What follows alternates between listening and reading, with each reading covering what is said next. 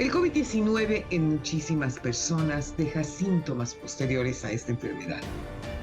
Estas varían, por supuesto, de persona a persona, pero incluye principalmente la fatiga, la neblina mental, la depresión, entre muchísimos otros. También podría provocar el desarrollo de afecciones nuevas, como por ejemplo la diabetes o alguna enfermedad del corazón o del sistema nervioso. Haber tenido COVID-19 grave podría ser otro factor. No se sabe cuánto podrían durar estos efectos. Es por ello que esta noche vamos a platicar con el doctor Mauricio Rodríguez, vocero de la Comisión para la Atención de la Emergencia COVID-19 de la Universidad Nacional Autónoma de México. Quédese con nosotros esta noche, les aseguro que el programa de verdad va a estar muy bueno. Esto es Frente a Frente, periodismo con responsabilidad. Comenzamos.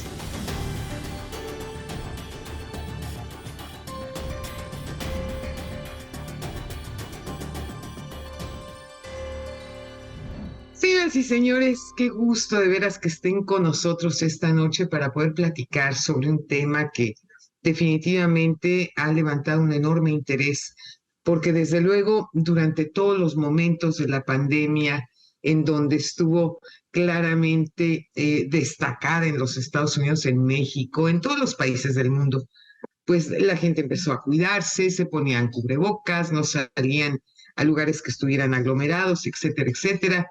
Ya ahora sí tengo toda la autoridad moral después de haber vivido este virus, ¿no? ¿Por qué deja distintos tipos de secuelas en distintos pacientes? ¿Por qué afecta este virus de manera distinta en todos los pacientes? ¿Y cómo podemos finalmente descubrir cuando se trata de COVID? Porque si yo no hubiera tenido una prueba de COVID a la mano, pues ni siquiera me hubiera dado cuenta que tenía esa enfermedad.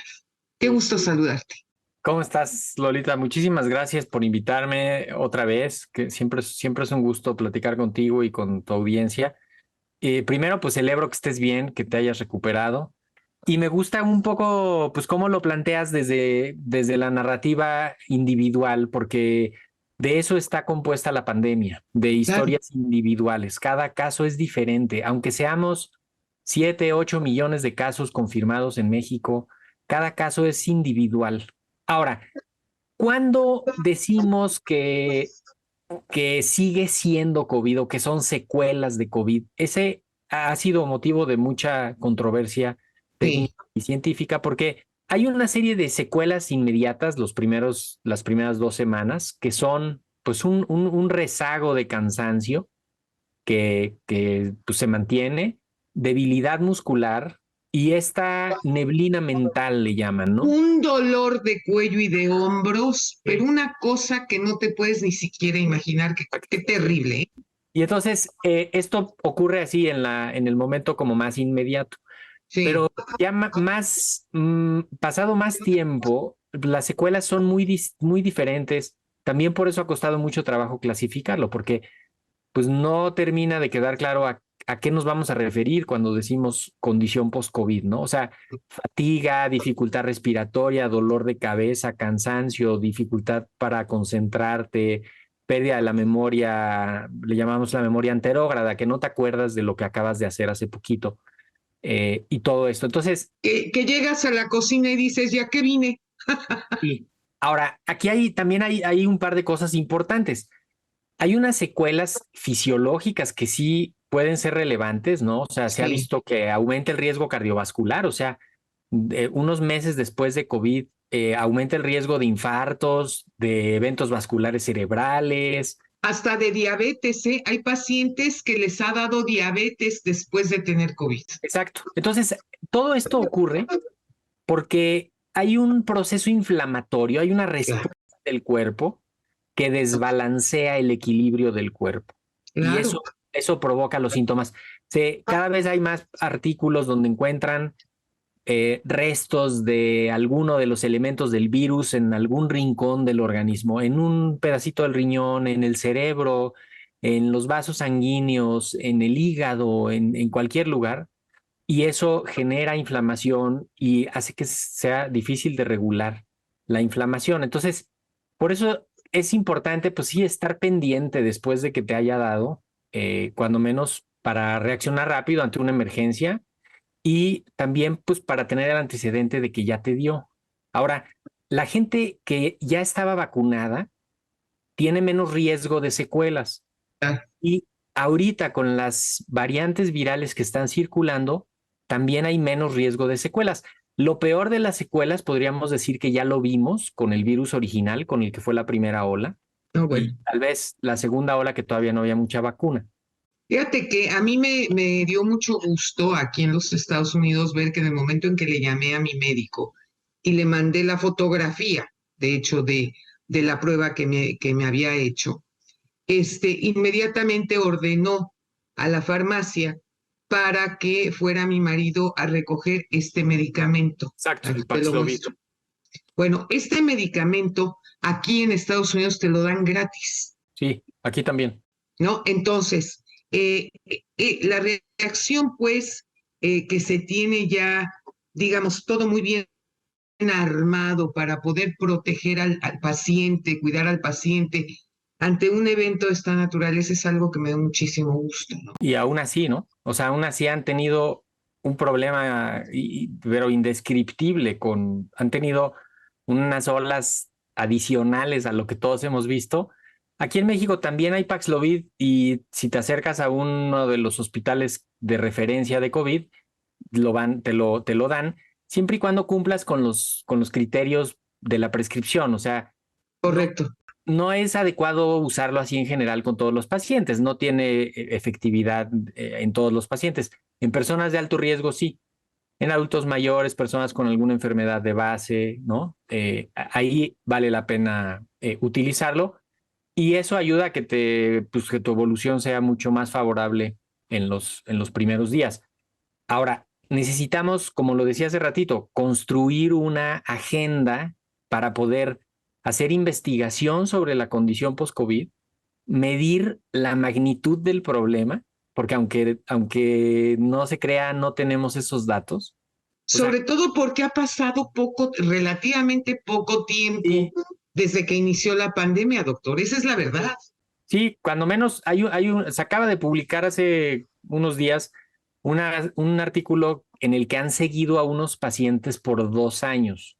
Sí, Y como que tratan de hacer unas conclusiones quizá un poco exageradas sobre la condición post-COVID y el long sí, COVID, porque es un grupo de pacientes muy seleccionado, entonces tampoco podríamos pensar en que eso va a ocurrir en todo el mundo, a pero todos los casos, claro. alrededor de entre el 40 y el 60% de las personas que les dio COVID fuerte siguen con secuelas después de 2 años, con algún tipo Ay, qué de secuela. cosa tan espantosa. Pero esto va cambiando conforme las vacunas, conforme las reinfecciones, conforme cambiaron los virus. Entonces, esperemos que esto vaya siendo cada vez menos y que podamos identificar a tiempo y poderle poner nombre y apellido a la enfermedad para poder tener algo que ofrecerle a los pacientes. Correcto. Una de Sí, las cosas que también vale la pena señalar es que aquí en los Estados Unidos están preparando ya una vacuna que saldrá sí, más o menos en septiembre, octubre,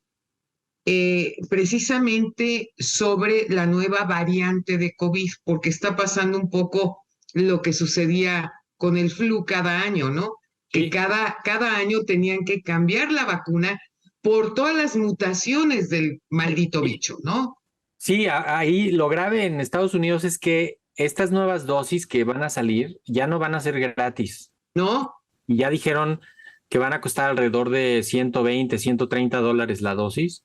Y cosa que es muy cuestionable porque el desarrollo de esas vacunas se hizo con dinero público. Hay todo un Sí, debate porque recibieron apoyo del gobierno y ahora quieren ya cobrarlas como si ya quieren las cobrar. hubieran hecho ellos solos.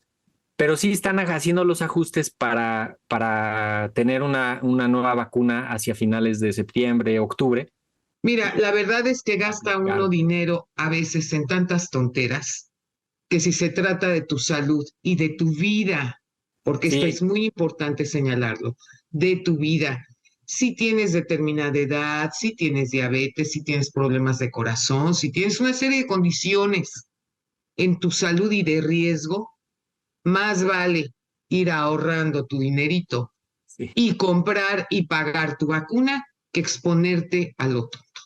Sí, aquí van a poner refuerzos de vacuna que también se ha visto que funcionan muy bien. No han definido si van a haber disponibles de estas vacunas porque ya no todos los laboratorios las están haciendo. Ya hay un enfoque más comercial ahí en Sí, Estados Unidos. Los dos laboratorios que las están haciendo ya tienen más bien un enfoque comercial, no de salud pública. Y porque todas las otras empresas ya no hicieron vacunas. Lo que viene ahorita es concentrar las acciones de vacunación en las personas de mayor riesgo. Y sí. eso se hace como se hace con influenza, y eso va a ocurrir en octubre. Acá en México van a empezar, y pues con cualquier vacuna que haya disponible, esa que ya la vea la COFEPRIS, que la probó y que ya digan que funciona, con esa vacuna va a ser suficiente para lo que necesitamos. Necesitamos recordar la respuesta inmune en las personas de mayor riesgo para que si se llegan a contagiar, no sea una enfermedad grave, no sea hospitalización, no terminen de defunción. Y eso lo han logrado prácticamente todas las vacunas. En Estados Unidos están viendo un problema particular y es que muchísima gente no se vacunó, no se quiso Sí. vacunar. Y eso, Lo que pasa es que como no se dio el tiempo necesario de investigación a la vacuna, la gente tenía miedo. sí, pero no se comunicó adecuadamente. O sea, las vacunas Correcto. se hicieron todos los estudios conforme está establecido y se demostró que eran seguras y efectivas. Y la gente, 4 de cada 10 personas, no se quisieron poner la vacuna. Y esto les va a generar un problema a largo plazo porque toda esa protección que no ocurrió, pues va a ser lo que ahorita les está pasando. Están Claro. viendo como una ola de verano tardía, que incluso en algunos estados han reportado brotes en escuelas, hospitalizaciones incrementadas, en Canadá también, porque pues hay una población que no está protegida y por ahí el virus encuentra por dónde meterse. Afortunadamente acá en México, pues más del 80% de la población se vacunó y con eso tenemos un escudo bastante fuerte, además de que ya dio la enfermedad, para que no entre tan fuerte, porque no encuentra tantos no vacunados, Claro. ¿no? Pues doctor, vamos a estar en contacto tú y yo para que Sí, veamos a ver qué sucede ahora con esta nueva vacuna que van a sacar al mercado. sí, sí, Yo sí. creo que va a ser una cosa interesante y ver la evolución, Sí, justamente la evolución de todos los y pacientes. en el momento en el que estamos, acaban de regresar las escuelas a clase, hay que tener precauciones y la Sí, clave es esto que tú hiciste. Si te sientes mal, busca diagnóstico, aíslate, reposa, cuida tu enfermedad, no te expongas y no contagies a los demás. Me parece ese es el punto. un buen ejemplo y un ejercicio justamente así muy responsable de decir, me cuido y evito contagios en mi comunidad. Y Me con cuido eso, y cuido a los demás. así es, así Eso es es. lo que tenemos que hacer responsablemente. Doctor, te mando un abrazo con todo cariño. Igualmente, Lolita, un abrazo. No se pierda nuestro próximo programa. México vive tiempos de cambio, tiempos de dar la cara, tiempos para hablar frente a frente. Muy buenas noches.